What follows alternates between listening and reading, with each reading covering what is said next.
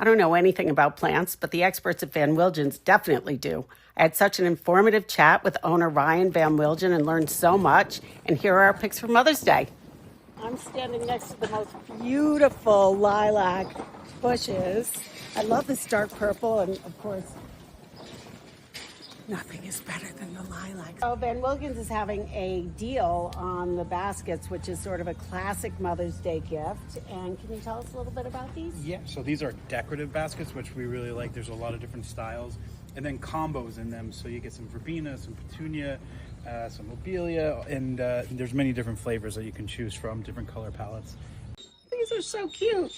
And you can plant some of these absolutely stunning orchids over here. The great thing about the orchids is that for the same amount of money that you buy a giant bouquet, actually a small bouquet, you get a plant that's going to last for so much longer.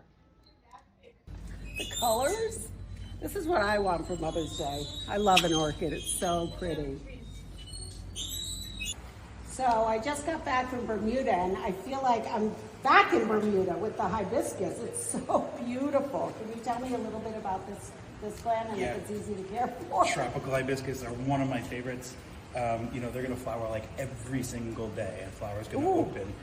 You can see like this? Yep, that's a bud that's going to open. That's a bud that's going to open. That's a bud that's going to open. All of these are flowers for days down the road.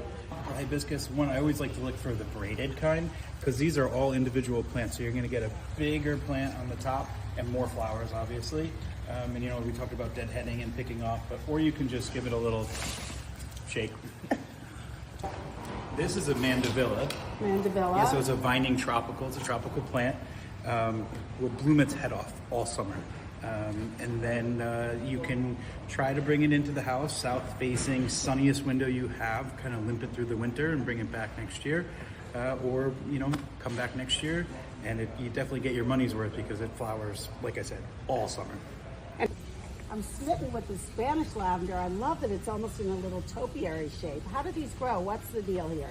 So lavender, in their natural habitat, they like to be drier than wetter. So always keep your lavender on the drier side for sure.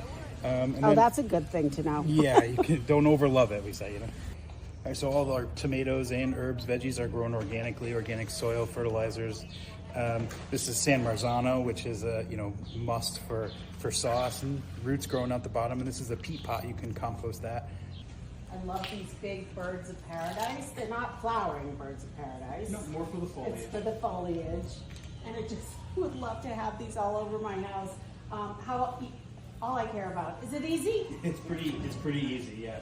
And do you also, if I was to buy this plant, do you deliver it? Will you set it up in my house? Of course, yeah, we deliver it anywhere.